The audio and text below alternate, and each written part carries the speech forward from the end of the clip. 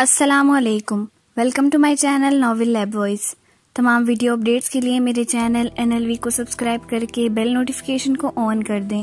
تو آئیے سنتے ہیں آج کی ویڈیو میں مصنفہ نمرہ احمد کا خوبصورت ناول جنت کے پتے، ایپیسوڈ 6۔ چھوڑیں! دھاڑ سے دروازہ کھلا اور کوئی غصے سے چلاتا اندر آیا۔ اس کی گردن کے گرد جکڑے ہاتھ کو کھینچ کر الگ کیا اور اد کھلا ڈھکن پورا کھول کر دوہری ہو کر اوندھی جھکی حیا کو بازو سے پکڑ کر پیچھے ہٹایا۔ کیا کر رہے تھے آپ؟ وہ آپ کی بیٹی کی طرح ہے۔ ایک بات میری دھیان سے سنیں، آئندہ اگر آپ نے اسے نقصان پہنچانے کی کوشش کی تو اچھا نہیں ہوگا۔ انگشت اٹھا کر سختی سے وہ انہیں تنبیہ کر رہا تھا۔ جہان کو دیکھ کر وہ 2 قدم پیچھے ہٹ کر خاموشی سے اسے سنتے گئے۔ اور تم! وہ حیا کی طرف پلٹا، ایک غصیلی نگاہ اس پہ ڈالی اور کوہنی سے پکڑ کر کھینچتا باہر لایا۔ اوپر کیوں آئی تھی؟ کس نے کہا ادھر آؤ؟ سیڑھیوں کے دہانے پر لا کر اس نے حیا کا چہرہ دیکھا۔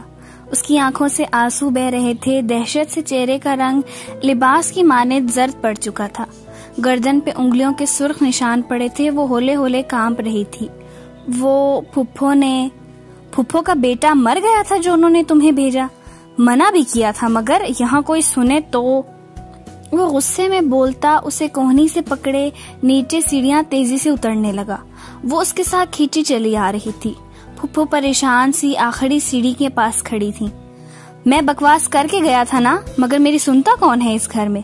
2 دن کے لیے نہ ہوں تو سارا نظام الٹ جاتا ہے۔ پورے گھر کو پاگل کر دیا ہے انہوں نے۔ وہ آگے بڑھا اور سینٹر ٹیبل پہ رکھی میز سے پانی کی بوتل اٹھا کر لبوں سے لگائی۔ وہ سہمی ہوئی کھڑی تھی۔ جہان کو اتنے شدید غصے میں اس نے پہلی دفعہ دیکھا، اور اتنی شستہ اردو بولتے ہوئے بھی۔ میں انہیں دیکھتی ہوں، پھپھو پریشانی سے کہتے اوپر سیڑھیاں چڑھ گئیں۔ وہ گھونٹ پہ گھونٹ چڑھاتا گیا، بوتل خالی کر کے میز پہ رکھی اور اس کی طرف دیکھا۔ باہر آؤ، مجھے تم سے بات کرنی ہے، وہ کہہ کر دروازہ کھول کر باہر نکل گیا۔ وہ ڈری سہمی ہوئی چھوٹے چھوٹے قدم اٹھاتی اس کے پیچھے آئی۔ بیرونی دروازے کے آگے بنے وہ سٹیپس پہ بیٹھا تھا۔ حیا نے دروازہ بند کیا اور اس کے ساتھ آ بیٹھی۔ زرد فراک پھسل کر اس کے ننگے پاؤں کو ڈھانپ گیا۔ باہر سردی تھی مگر اسے نہیں لگ رہی تھی۔ جو بھی ہوا میں اس کے لیے معذرت خواہ ہوں، وہ سامنے دیکھتے ہوئے کہہ رہا تھا۔ نیلی جینس کے اوپر پہنے بھورے سویٹر کو عادتاً کوہنیوں سے ذرا آگے تک موڑے وہ ہمیشہ کی طرح وجیح اور سمارٹ لگ رہا تھا۔ غصہ اب کہیں نہیں تھا، وہ پہلے والا دھیما اور سنجیدہ جہان بن گیا تھا۔ ابا کی طبیعت ٹھیک نہیں رہتی، وہ اپنے حواسوں میں نہیں ہوتے۔ کئی دفعہ انہوں نے ممی کو بھی مارنے کی کوشش کی ہے، مگر مجھے کچھ نہیں کہتے۔ ڈرتے نہیں ہیں، شاید نفرت کرتے ہیں۔ سامنے سبزہ تھا، اس سے آگے سفید لکڑی کی باڑ اور باڑ سے ہی بنا گیٹ۔ باڑ کے تختوں کی درزوں سے باہر گیلی سڑک دکھائی دیتی تھی۔ نم ہوا گاس پر سے سرسراتی ہوئی گزر رہی تھی۔ وہ گھٹنوں کے گرد بازوؤں کا ہلکا بنائے چہرہ جہان کی جانب موڑے بیٹھی تھی۔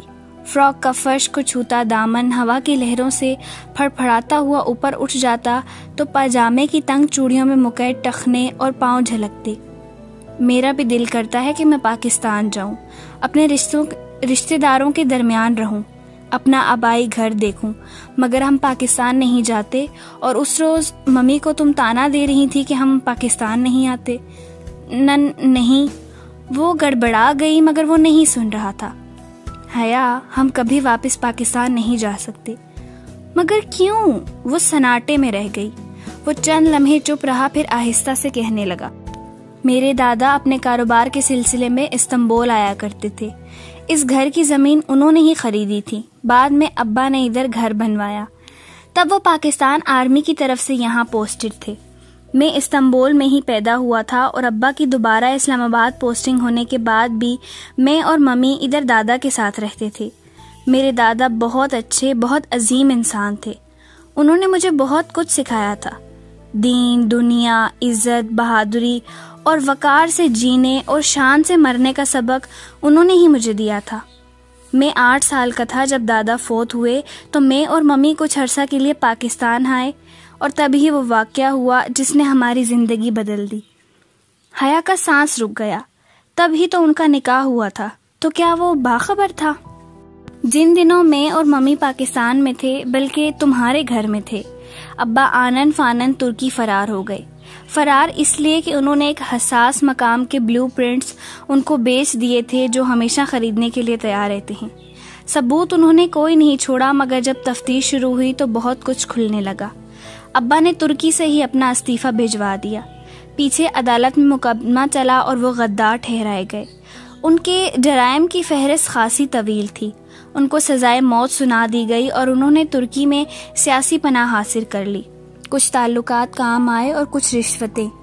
अब्बा को तुर्क हुकूमत कभी डिपोर्ट न कर सकी, ना ही इंटरपोल ने कोई कदम उठाया। किस्सा मुख्तसर, अब्बा जिस दिन पाकिस्तान की सरजमीन पे कदम रखेंगे वो गिरफ्तार हो जाएंगे और उनको फांसी दे दी जाएगी। ये बात तुम्हारे वालिदैन को पता है, मगर बदनामी के डर से किसी को बताई नहीं जाती। वो किसी भी जज्बे से आरी निगाहों से सामने बाढ़ को देखता रहा था। हया यकटक उसे देखी गई। उसके घर में फुफ्फो के शौहर का जिक्र कोई नहीं करता था। शायद दानिस्ता तौर पर ऐसा किया जाता था। मैं एक गद्दार का बेटा हूँ। मेरा बाप एक मुल्क दुश्मन है। इस जिल्लत के बावजूद हम अब्बा के साथ रहने पर मजबूर हैं।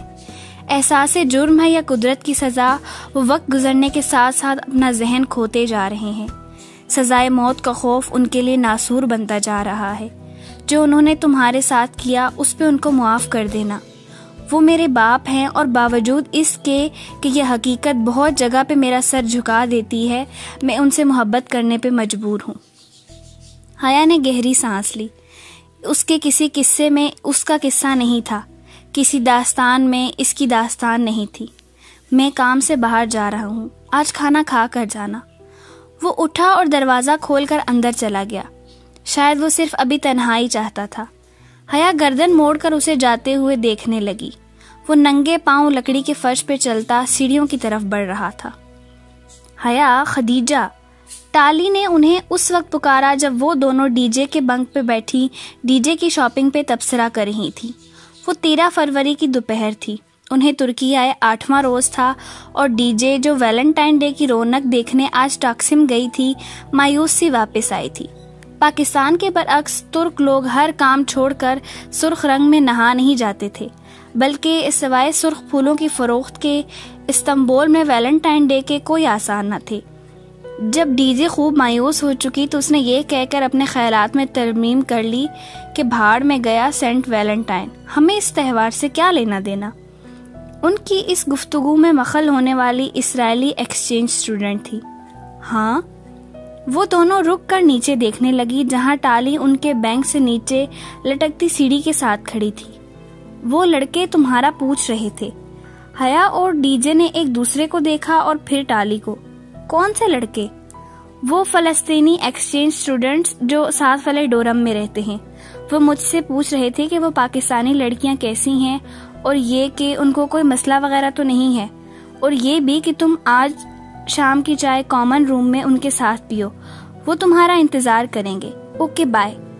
एक इस्राएली मुस्कुराहट उनकी तरफ उछालती हाथ हिलाकर वो बाहर निकल गई। ये फलस्तीनियों को हमारा ख्याल कैसे आ गया? इस टाली के दरख्त से दिल भर गया होगा शायद। डीजे ने कयास आराई की। बको मत, वो हमें सिर्फ अपनी मुसलमान बहनें समझकर बुला रहे होंगे। इतने हैंडसम लड़कों की बहन बनने पे कम से कम मैं तैयार नहीं हूँ। ये भाईचारा तुम्हें ही मुबारक हो। डीजे बिदक उठी थी। चलो फिर तैयार हो जाएं ताकि वक्त पे पहुंच सकें। हया लकड़ी की सीढ़ी से नीचे उतरने लगी। सिर्फ हमें ही बुलाया है या ये अरब इसराइल दोस्ती की जिंदा मिसाल भी मौजूद होगी? डीजे का इशारा टाली की तरफ था। पता नहीं। हया ने शाने उचका दिए। वो अलमारी से कपड़े निकालने लगी। हर मौका की मुनासबत से मुकम्मल ड्रेसिंग करना उसका जुनून था। कपड़ों पे एक सिलवट तक ना हो और मेकअप की एक लकीर भी ऊपर नीचे ना हो, वो हर बात का ख्याल रखती थी। अलबत्ता लड़कों की दावत पे जाने की इजाज़त पाकिस्तान में अब्बा या ताया फुरकान कभी न देते, मगर वो इधर कौन सा देख रहे थे? ये तुर्की था और यहाँ सब चलता था। वो 3 लड़के थे, मोतसिमुल मिर्जा, हुसैन और मोमिन। इनके 2 फलस्तीनी दोस्त मोहम्मद वकार और नजीबुल्लाह जाती दावत के शुरू में मौजूद रहे, फिर उठकर चले गए, मगर इन तीनों मेज़बानों ने एहसन तरीके से मेज़बानी निभाई। وہ تینوں اسمارٹ اور گڈ لکنگ سے لڑکے ایک جیسے لگتے تھے۔ معتصم ان میں ذرا لمبا تھا، اس کا نام معتصم المرتضیٰ تھا، مگر یہ ڈی جے نے بعد میں نوٹ کیا کہ وہ فیس بک پہ اپنا نام معتصم اینڈ مرتضیٰ لکھتا تھا۔ وجہ انہیں کبھی سمجھ نہ آئی۔ حسین اور معتصم ان دونوں کو بالکل اپنی چھوٹی بہنوں کی طرح ٹریٹ کر رہے تھے، البتہ اس بھائی چارے سے مومن متفق نہ تھا۔ وہ فلرٹی نظر باز سا لڑکا کچھ بھی تھا مگر مومن نہ تھا۔ البتہ وہ دونوں اس کو اپنی موجودگی میں سیدھا کیے ہوئے تھے۔ وہ دونوں اتنے ملنسار اور مہذب لڑکے تھے کہ حیا کو اپنے سارے کزنز ان کے سامنے بیکار لگے۔ البتہ جہان کی بات اور تھی، اس نے فوراً اپنی رائے میں ترمیم کی۔ اگلے ہفتے حسین کا برتھ ڈے ہے۔ حسین موبائل پہ فون سننے باہر گیا تو مومن نے بتایا، پھر تو ہمیں اسے ٹریٹ دینی چاہیے۔ ڈی جے سوچ کر بولی، اور گفٹ بھی۔ حیا کو خیال آیا، ہم دونوں اس کے لیے گھڑی خریدنے کا سوچ رہے ہیں جو ہم نے جواہر میں دیکھی ہے، 130 لیراز کی ہے۔ معتصم نے چائے کا آخری گھونٹ پی کر کپ میز پہ رکھا، یعنی کہ پاکستانی روپیوں میں۔ حیا نے سوچتے ہوئے پرس میں ہاتھ ڈالا تاکہ موبائل کے کیلکولیٹر سے حساب کر سکے۔ 7150 پاکستانی روپے۔ معتصم جھک کر پیسٹریز کی پلیٹ سے ایک ٹکڑا اٹھاتے ہوئے بولا۔ حیا کا پرس کو کھنگالتا ہاتھ رک گیا۔ اس نے حیرت و بے یقینی سے معتصم کو دیکھا۔ تم نے اتنی جلدی حساب کیسے کیا؟ میں میتھس کا اسٹوڈنٹ ہوں، وہ جھینپ کر مسکرا دیا۔ اور معتصم کا ایک ہی خواب ہے کہ وہ میتھس میں نوبل پرائز لے۔ مومن حیا کے ہاتھوں کو دیکھتے ہوئے کہنے لگا۔ وہ تھوڑی دیر بعد معتصم سے آنکھ بچا کر حیا کے سراپے کا جائزہ لے لیتا تھا۔ حیا قدرے رخ موڑ کر معتصم کی طرف متوجہ ہوئی۔ تو میتھس کے اسٹوڈنٹ، جلدی سے بتاؤ کہ اس مہنگی گھڑی کو خریدنے کے لیے اگر ہم چاروں پیسے تقسیم کریں تو ہر ایک کے حصے میں کتنے؟ 32 لیرا اور 50 قرش۔ اوکے۔ حیا نے گہری سانس لی اور پرس کھولا۔ ان کو پیسے انہوں نے زبردستی تھمائے۔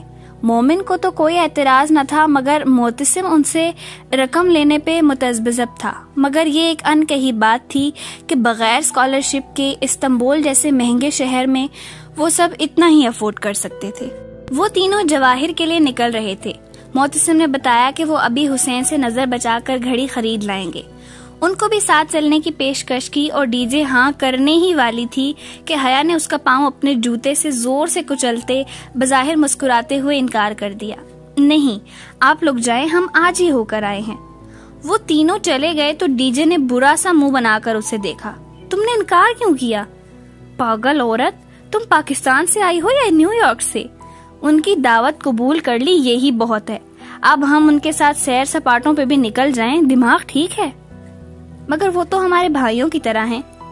پیچھے ہمارے اسلحے والے بھائیوں کو پتا چلا تو کل ہی پاکستان واپس بلوا لیں گے، اس لیے اپنی اوقات میں واپس آؤ اور رات کے کھانے کی تیاری کرو۔ وہ موبائل کے ساتھ نتھی ہینڈز فری کانوں میں لگاتے ہوئے بولی، زہر ملا کر دوں گی تمہیں۔ ڈی جے بھناتی ہوئی پیر پٹخ کر اٹھی، اور اگر تم چاولوں پہ آملیٹ ڈال کر لائیں تو میں ساری ڈش تمہارے سر پہ الٹ دوں گی۔ وہ وہیں صوفے پہ لمبی بیٹھی اب موبائل کے بٹن دبا رہی تھی۔ دھیما میوزک اس کے کانوں میں بجنے لگا۔ ڈی جے غصے میں بہت کچھ کہتی گئی مگر اسے سنائی نہیں دے رہا تھا۔ وہ آنکھیں موندے ہولے ہولے پاؤں جھلانے لگی۔ ڈی جے پیر پٹخ کر باہر نکل گئی۔ وہ رات ویلنٹائن کی رات تھی۔ ڈی جے کامن روم میں منعقدہ اس آل گرلز پارٹی میں جا چکی تھی جو لڑکیوں نے مل کر دی تھی، جبکہ حیا آئینے کے سامنے کھڑی اپنا کاجل درست کر رہی تھی۔ اس کی تیاری مکمل تھی، لیکن جب تک وہ اپنی آنکھوں کے کٹورے کاجل سے بھر نہ لیتی اسے تسلی نہیں ہوتی تھی۔ ابھی وہ کاجل کی نوک آنکھ کے کنارے سے رگڑ ہی رہی تھی کہ دروازہ بجا۔ دھیمی سی دستک اور پھر خاموشی۔ اس نے کاجل کی سلائی نیچے کی اور پلٹ کر دیکھا۔ یہ انداز ڈی جے کا تو نہیں تھا۔ وہ یوں ہی کاجل پکڑے آگے بڑھی اور ناپ گھما کر دروازہ کھولا۔ باہر بالکنی میں روشنی تھی۔ جیسے ہی اس نے دروازہ کھولا بالکنی تاریک ہو گئی۔ غالباً سیڑھیوں کے اوپر لگا بلب بجھ گیا تھا۔ کیا کوئی آ کر واپس پلٹ گیا تھا؟ کون؟ اس نے گردن آگے کر کے راہداری میں دونوں سمت دیکھا۔ ہر سو خاموشی تھی، بالکنی ویران تھی، وہاں سردی تھی اور اندر کمرہ گرم تھا۔ وہ چند ثانیے کھڑی رہی، پھر دھیرے سے شانے اچکا کر پلٹنے ہی لگی تھی کہ او نہیں، اس کے لبوں سے ایک اکتائی ہوئی کرا نکلی۔ چوکھٹ پہ اس کے قدموں کے ساتھ سفید گلابوں کا بکے اور ایک بند لفافہ رکھا تھا۔ وہ جھکی، دونوں چیزیں اٹھائی اور جارحانہ انداز میں لفافے کا منہ پھاڑا۔ اندر رکھا چوکور سفید کاغذ نکالا اور چہرے کے سامنے کیا۔ Happy Valentine day from your Valentine. اس نے لب بھینچ کر تنفر سے وہ تحریر پڑھی اور پھر بے حد غصے سے کاغذ مروڑ کر گلدستے سمیت پوری قوت سے راہداری میں دے مارا۔ آؤچ! وہ واپس مڑنے ہی لگی تھی جب کسی کی بوکھلائی ہوئی آواز سنی۔ اس نے چونک کر پیچھے دیکھا۔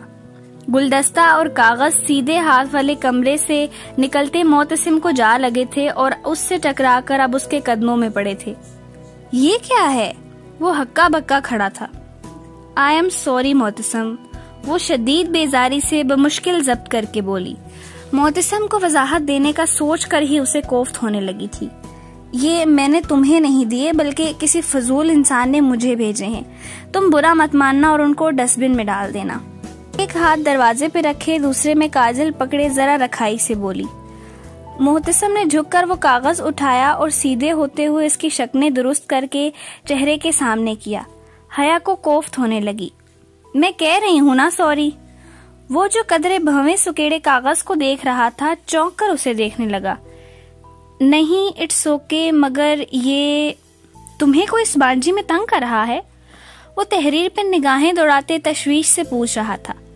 یہ بات نہیں ہے، یہ بہت پہلے سے میرے پیچھے پڑا ہے، لمبی کہانی ہے، جانے دو، اس کو کوڑے میں پھینک دینا، گڈ نائٹ۔ وہ مزید مروت کا مظاہرہ کیے بغیر دروازے کا کواڑ بند کرنے ہی لگی تھی جب وہ ہولے سے بولا، یہ گیلا کیوں ہے؟ تم روئی ہو؟ کچھ تھا اس کی آواز میں کہ دروازہ بند کرتی حیا ٹھٹک کر رکی، پھر پٹ نیم وا کیا اور بالکنی میں قدم رکھا۔ میں کیوں روؤں گی؟ وہ کاغذ کو دیکھتے ہوئے بولی۔ معتصم کاغذ کے نچلے دائیں طرف کے کنارے پر انگلی پھیر رہا تھا۔ پھر یہ گیلا کیوں ہے؟ شاید پھولوں پہ پانی تھا۔ حیا نے مکانکی انداز میں نفی میں گردن ہلائی۔ نہیں، یہ تو موٹے لفافے میں مہر بند تھا۔ معتصم نے وہ نم حصہ ناک کے قریب لے جا کر آنکھیں موندے سانس اندر کو کھینچی۔ سٹریس، لیمو، لائم۔ وہ متذبذب سا حیا کو دیکھنے لگا۔ کیا کہہ رہے ہو؟ مجھے کچھ سمجھ میں نہیں آ رہا۔ کسی نے اس کے نچلے حصے پہ لیمو کا رس لگایا ہے۔ پھر اس نے ذرا چونک کر حیا کو دیکھا۔ تمہارے پاس ماچس ہے؟ جواب دیے بنا الٹے قدموں پیچھے آئی اور دروازہ پورا کھول کر ایک طرف ہو گئی۔ معتصم قدرے جھجکا، پھر کاغذ پکڑے اندر داخل ہوا۔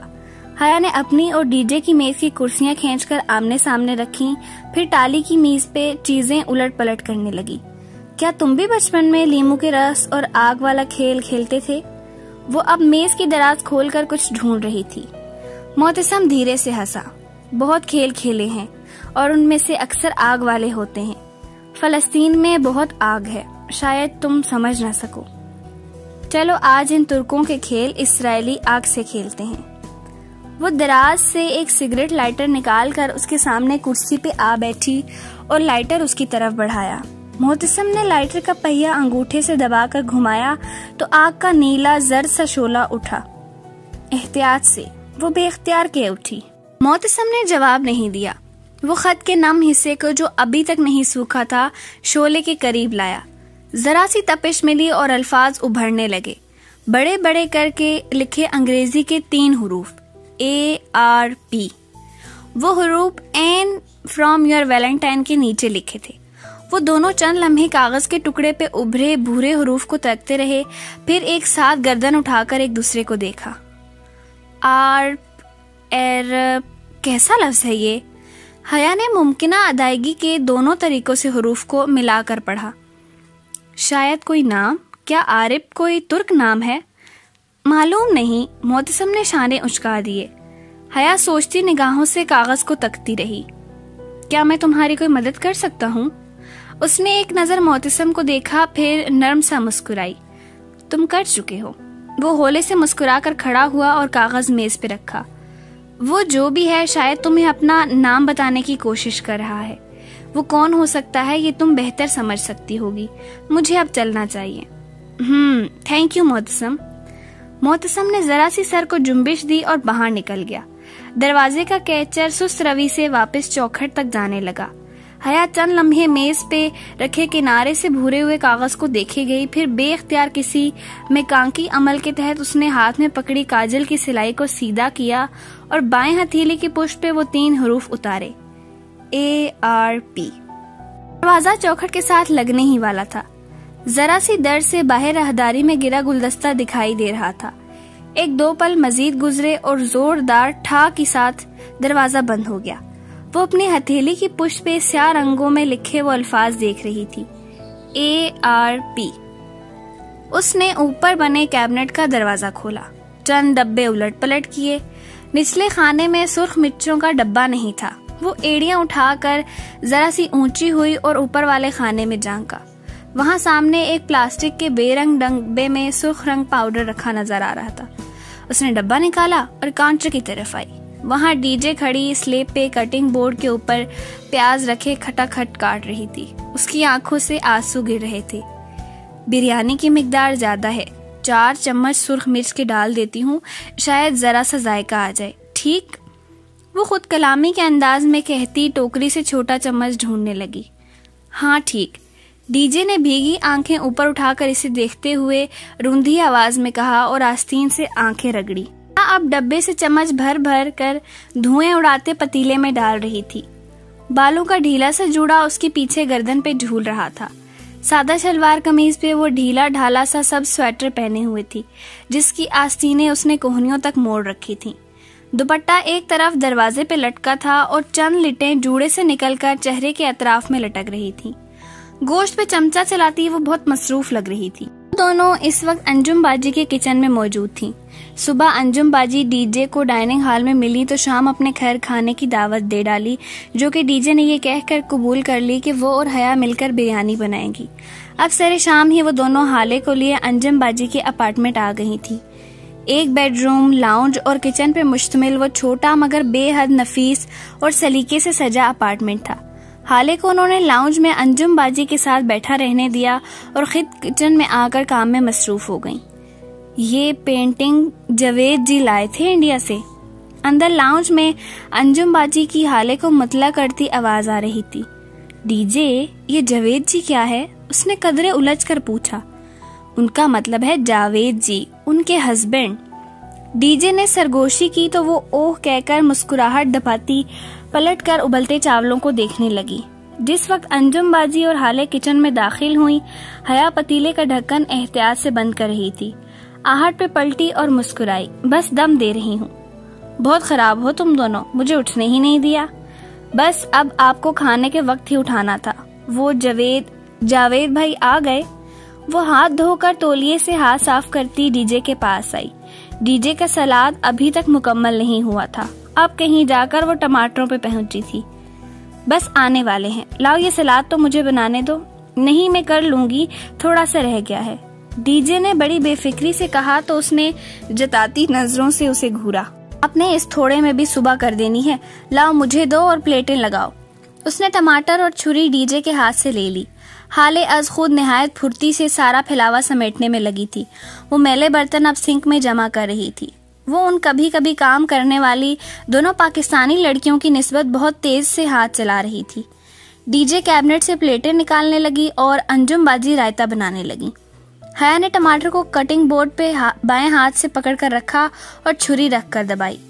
2 سرخ ٹکڑے الگ ہو گئے اور ذرا سا سرخ رقص اس کی بائیں ہتھیلی کی پشت پہ بہ گیا جہاں کاجل سے لکھے 3 مٹے مٹے سے حروف تھے، ARP. وہ 2-3 روز سے اس ARP کے متعلق سوچے جا رہی تھی اور اب کچھ سوچ کر اس نے گردن اٹھائی. انجم باجی. دہی کو کانٹے سے پھینکتی انجم باجی نے ہاتھ روک کر اسے دیکھا. آپ نے کسی عرب کے متعلق سنا ہے؟ عرب؟ انجم باجی نے حیرت بھری الجھن سے دہرایا. جی عرب، ARP. اس نے وضاحت کے لیے ہجے کر کے بتایا. اوہ ناٹ اگین حیا. حالے جو سنک کے آگے کھڑی تھی قدرے اکتا کر پلٹی. اس کے ہاتھ میں جھاگ بھرا اسفنج تھا جسے وہ پلیٹ پر مل رہی تھی. تم پھر وہی موزو لے کر بیٹھ گئی ہو. اس کے انداز میں خفگی بھرا احتجاج تھا، مگر حالے اب کہ وہ الجھی تھی۔ یہ موضوع تو اس نے ابھی تک حالے کے ساتھ ڈسکس نہیں کیا تھا۔ پھر میں نے کہا تھا نا یہ سب بیکار کی باتیں ہیں، مگر میں نے پوچھا ہی کیا ہے؟ ARP عبد الرحمان پاشا اور کون؟ میں نے بتایا تھا نا یہ گھریلو عورتوں کے افسانے سے زیادہ کچھ نہیں ہے۔ یہ استنبول ہے، یہاں قانون کا راج ہے، مافیا کا نہیں۔ اب اس کے بعد میں اس موضوع پہ کچھ نہیں سنوں گی۔ حالے اب پلٹ کر جھاگ سے بھری پلیٹ کو پانی سے کھنگال رہی تھی اور وہ حیرتوں کے سمندر میں گھری کھڑی تھی۔ ARP عبد الرحمان پاشا، اوہ یہ خیال اسے پہلے کیوں نہیں آتا؟ اوکے، وہ بظاہر سر جھگائے ٹماٹر کاٹنے لگی، مگر اس کے ذہن میں بہت سے خیال گڈمڈ ہو رہے تھے۔ حالے اور جہان دونوں ایک جیسے تھے اور اپنے استنبول کے دفاع کے لیے کچھ نہیں کہیں گے، اسے یقین تھا، مگر کسی کے پاس تو کہنے کے لیے کچھ ہوگا اور اسے اس کسی کو ڈھونڈنا تھا۔ وہ میز لگا رہی تھی جب جاوید بھائی آ گئے۔ وہ بھی PhD کر رہے تھے اور سبانجی میں پڑھاتے بھی تھے۔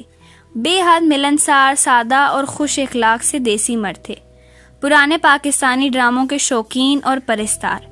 ٹی وی کے ساتھ ریک میں ان کہی، تنہائیاں، دھوپ کنارے، آنگن ٹیڑھا، الف نون سمیت بہت سے کلاسک ڈراموں کی DVDs قطار میں سجی تھیں۔ ان دونوں میاں بیوی کا ایک دوسرے کے لیے طرز تخاطب بہت دلچسپ تھا، جاوید جی اور انجو جی۔ اسے بہت ہنسی آئی۔ باقی تینوں کچن میں تھیں۔ جب حیا پانی رکھنے میز پہ آئی تو جاوید بھائی کو تنہا بیٹھے پایا۔ وہ کسی کتاب کی ورق گردانی کر رہے تھے۔ جاوید بھائی، وہ گڑبڑا کر تصحیح کرتی ان کے سامنے کرسی کھینچ کر بیٹھی اور محتاط نگاہوں سے کچن کے دروازے کو دیکھا۔ ایک بات پوچھ رہی تھی آپ سے۔ جی پوچھئے۔ وہ فوراً کتاب رکھ کر سیدھے ہو بیٹھے۔ استنبول میں ایک انڈین مسلم رہتا ہے، عبد الرحمان پاشا نام کا، آپ اسے جانتے ہیں؟ وہ محتاط سی کرسی کے کنارے ٹکی بولتے ہوئے بار بار کچن کے دروازے کو بھی دیکھ لیتی۔ کون پاشا؟ وہ بیو کدا والا؟ اور حیا کو لگا اس کے سارے جواب ملنے والے ہیں۔ جی وہی، وہ خاصا مشہور ہے۔ ہاں سنا تو میں نے بھی ہے، بیو کدا میں اس کا کافی ہولڈ ہے، وہ مال امپورٹ ایکسپورٹ کرتا ہے۔ کیا وہ مافیا کا بندہ ہے، اسلحہ اسمگل کرتا ہے؟ ایک پروفیسر کو مافیا کے بارے میں کیا معلوم ہوگا حیا جی؟ وہ کھسیاہٹ سے مسکرائے۔ یعنی کہ وہ واقعی مافیا کا بندہ ہے اور آپ کو معلوم بھی ہے، مگر آپ اعتراف نہیں کرنا چاہ رہے۔ اس نے اندھیرے میں تیر چلانا چاہا۔ میں ٹھیک سے کچھ نہیں جانتا۔ انہوں نے سادگی سے ہتھیار ڈال دیے۔ دفتن کچن سے انجم باجی کی چیخ بلند ہوئی۔ وہ جو کرسی کے کنارے پہ ٹکی تھی گھبرا اٹھی اور کچن کی طرف لپکی۔ کیا ہوا؟ انجم باجی سرخ بھپوکا چہرہ اور آنکھوں میں پانی لیے کھڑی تھی۔ ان کے ہاتھ میں خالی چمچہ تھا۔ مرچیں؟ اتنی مرچیں حیا؟ نہیں، یہ ترکی کی مرچیں پھیکی ہوتی ہیں تو میں نے صرف 4 چمچے۔ 4 چمچے؟ ان کی آنکھیں پھیل گئی۔ یہ ترکی کی نہیں، خالص ممبئی کی مرچیں ہیں، میں سارے مسالے وہیں سے لاتی ہوں۔ او نہیں، اس نے بے اختیار دل پہ ہاتھ رکھا۔ ڈی جے ہنس ہنس کر دوہری ہو رہی تھی۔ سردی کا زور پہلے سے ذرا ٹوٹا تھا۔ اس صبح بھی سنہری سی دھوپ ٹاکسن اسکوائر پہ بکھری تھی۔ مجسمہ آزادی کے گرد ہر سونے کے ذرات چمک رہے تھے۔ وہ دونوں سست روی سے سڑک کے کنارے چل رہی تھی جب ڈی جے نے پوچھا، حیا یہ ٹاکسن کتنے مزے کا ہے، اس کا مطلب کیا ہوا بھلا؟ میں شہر کی میئر ہوں جو مجھے پتا ہوگا؟ نہیں، وہ میری گائیڈ بک میں لکھا تھا کہ ٹاکسم عربی کا لفظ ہے اور اس کے معنی شاید بانٹنے کے ہیں، کیونکہ یہاں سے نہریں نکل کے سارے شہر میں بٹ جاتی ہیں۔ تمہیں عربی آتی ہے اس لیے پوچھ رہی ہوں۔ عربی میں تو ٹاکسم نام کا کوئی لفظ نہیں ہے، اور عربی میں بانٹنے کو تقسیم کہتے ہیں۔ وہ ایک دم رکی اور بے اختیار سر پہ ہاتھ مارا۔ اوہ، ٹاکسم یعنی تقسیم۔ اگر گوروں کی طرح منہ ٹیڑھا کر کے پڑھو تو تقسیم، تاقسم یا ٹاکسم بن جاتا ہے۔ ٹاکسم، واو۔ وہ دونوں اس بات پہ خوب ہنستی ہوئی آگے بڑھنے لگی۔ وہ شاپنگ کے ارادے سے آج استقلال اسٹریٹ کی طرف آئی تھی۔ استقلال جدیسی اسٹریٹ ٹاکسم کے قریب سے نکلنے والی ایک لمبی سی گلی تھی۔ وہ گلی دونوں اطراف سے قدیم آرکیٹیکچر والی اونچی عمارتوں سے گھری تھی۔ گلی بے حد لمبی تھی، وہاں انسانوں کا ایک رش ہمیشہ چلتا دکھائی دے رہا ہوتا۔ بہت سے سامنے جا رہے ہوتے اور بہت سے آپ کی طرف آ رہے ہوتے. ہر شخص اپنی دھن میں تیز تیز قدم اٹھا رہا ہوتا. گلی کے درمیان ایک پٹری بنی تھی جس پہ ایک تاریخی سرخ رنگ کا چھوٹا سا ٹرام چلتا تھا. وہ پیدل انسان کی رفتار سے دگنی رفتار سے چلتا اور گلی کے ایک سرے سے دوسرے تک پہنچا دیتا. اس گلی کو ختم کرنے کے لیے بھی تو گھنٹہ چاہیے تھا. وہ دونوں اطراف میں دکانوں کے چمکتے شیشے اور اوپر کمکمے لگے تھے. بازار، night club, restaurants, coffee shops, designer where, غیر ہر برانڈ کی دکانیں وہاں موجود تھیں. چند روز پہلے وہ ادھر آئیں تو صرف ونڈو شاپنگ میں ہی 2.5 گھنٹے گزر گئے اور تب بھی وہ استقلال جدیسی کے درمیان پہنچی تھیں سو تھک کر واپس ہو لی. حیا، تم نے دیکھا استقلال اسٹریٹ جیسے ماڈرن علاقے میں بھی ہر تھوڑی دور بعد پریئر ہال ضرور ہے. بڑے نیک ہیں بھائی ترک. وہ قدرے تنزیہ ہنسی اور پھر متلاشی نگاہوں سے ادھر ادھر دیکھنے لگی. استقلال اسٹریٹ آنے کا اصل مقصد جہان سے ملنا تھا اور وہ صرف اس کے لیے یہاں آئی تھی کہ برگر کنگ جائے، اور میں یہاں سے گزر رہی تھی تو سوچا کہہ کر اس سے ملاقات کا بہانہ ڈھونڈ لے. وہ دونوں ساتھ ساتھ تیز رفتاری سے چل رہی تھیں. وہاں ہوا تیز تھی اور حیا کے کھلے بال اڑ اڑ کر اس کے چہرے پہ آ رہے تھے. وہ بار بار کوٹ کی جیب سے ہاتھ نکالتی اور انہیں کانوں کے پیچھے اڑستی. تبھی اس نے برگر کنگ کا بورڈ دیکھا تو ڈی جے کو بتایا بنا ریسٹورنٹ کے دروازے تک آئی اور اس سے پہلے کہ وہ دروازے پہ ہاتھ رکھتی دروازہ اندر سے کھلا اور کوئی باہر نکلا. وہ بے اختیار ایک طرف ہوئی. وہ جہان تھا. وہ اسے پہچان گئی مگر وہ اکیلا نہیں تھا. وہ اس کے سامنے سے آتا ساتھ سے نکل کر گزر گیا تو وہ پلٹ کر دیکھنے لگی. ڈی جے نے اسے رکتے نہیں دیکھا تھا. وہ اپنی دھن میں دکانوں کو دیکھتی چلی گئی اور لوگوں کے ریلے میں آگے بہ گئی. حیا یوں ہی اپنے گھٹنوں تک آتے سیاہ کوٹ کی جیبوں میں ہاتھ ڈالے اسے دیکھ رہی تھی. اب وہ ہوا کے رخ پہ کھڑی تھی تو اس کے بال پیچھے کی طرف اڑنے لگے تھے. جہان اس سے دور جا رہا تھا. اس کے ساتھ ایک دراز قد لڑکی بھی تھی. کوٹ سکرٹ میں ملبوس اپنے سرخ بالوں کو اونچے جوڑے میں باندھے وہ لڑکی ناگواری سے ہاتھ ہلا ہلا کر کچھ کہہ رہی تھی. جہان نے اسے نہیں دیکھا. اسے یقین تھا. وہ دوڑ کر ان کے پیچھے گئی. وہ دونوں بہت تیز چل رہے تھے. ان کی رفتار سے ملنے کی صحیح میں وہ ایشیائی لڑکی ہانپنے لگی تھی. بمشکل وہ ان کے عین عقب میں پہنچ پائی. لڑکی بلند آواز میں نفی میں سر ہلاتی کچھ کہہ رہی تھی. جہان بھی خاصا جھنجھلایا ہوا جواباً بحث کر رہا تھا. وہ ترک بول رہے تھے یا کوئی دوسری زبان وہ فیصلہ نہ کر پائی. شاید ترک نہیں تھی. وہ بہت لمبے لمبے فقرے بول رہے تھے اور جتنی ترک حیا نے اب تک سنی تھی وہ ایسی نہیں تھی. ترک میں فقرے چھوٹے چھوٹے ہوتے تھے. بس فعل استعمال کیا اور اس کے آگے پیچھے سابقے لاحقے لگا لگا کر ایک بڑا لفظ بول دیا جو معنی میں کئی فقروں کے برابر ہوتا تھا. جہان جہان. وہ شور اور رش میں بمشکل اتنی آواز سے اسے پکار پائی کہ وہ سن سکے. اس کی تیسری پکار پہ وہ رکا. لڑکی بھی ساتھ ہی رکی. وہ دونوں ایک ساتھ پلٹے. جہان. اس کے ہونٹ جہان کو دیکھ کر ایک معصوم مسکراہٹ میں ڈھلنے لگے تھے. کیا مسئلہ ہے؟ اس نے سنجیدہ اکھڑے اکھڑے انداز میں ابرو اٹھائے. اس کے چہرے پہ اتنی سختی اور ناگواری تھی کہ حیا کے مسکراہٹ میں کھلتے لب بند ہو گئے. اس کا رنگ پھیکا پڑ گیا. میں حیا. وہ بے یقینی سے بنا پلک جھپکے اسے دیکھ رہی تھی. اسے شک گزرا کہ جہان نے اسے نہیں پہچانا. ہاں تو پھر؟ وہ بھاویں سکیڑے بولا. وہ لڑکی گھوٹ کی جیبوں میں ہاتھ ڈالے ناپسندیدگی سے حیا کو دیکھ رہی تھی. پھر؟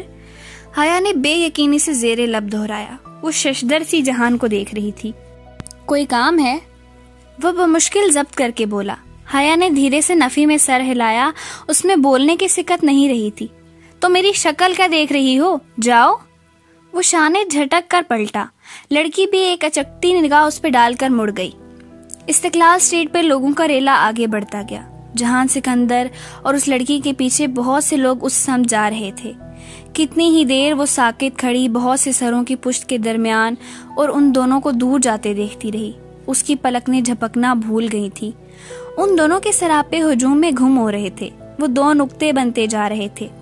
مدھم، دور، بہت دور. حیا حیا. ڈی جے کہیں دور اتل پتل سی سانسوں کے درمیان چلا رہی تھی مگر وہ نہیں سن رہی تھی. وہ اسی طرح بھیڑ کے درمیان پتھر ہوئی کھڑی اس سمت دیکھ رہی تھی. وہ بہت دور جا چکے تھے. ساکت پتلیوں میں اب درد ہونے لگا تھا. بالآخر بوجھ سے اس کی پلکیں گری اور جھک کر اٹھیں تو منظر بھیگ چکا تھا. اس نے پھر سے پلکیں جھپکائی تو بھیگی آنکھوں سے قطرے رخساروں پہ گرنے لگے۔ سامنے کا منظر قدرے واضح ہوا مگر لمحے بھر کی تاخیر سے اس کا تعاقب ہار گیا تھا۔ وہ دونوں بھیڑ میں گم ہو گئے تھے۔ وہ اپنا منظر کھو چکی تھی۔ آنسو ٹپ ٹپ اس کی ٹھوڑی سے نیچے گردن پہ لڑکتے گئے۔ حیا، کدھر رہ گئی تھی تم؟ ڈی جے نے نڈھال سی آ کر اس کا شانہ جھنجھوڑا۔ اس کا سانس پھول چکا تھا اور وہ ہانپ رہی تھی۔ میں کہیں بہت پیچھے رہ گئی ہوں ڈی جے، وہ اسی سمت دیکھتے ہوئے بڑبڑائی تھی۔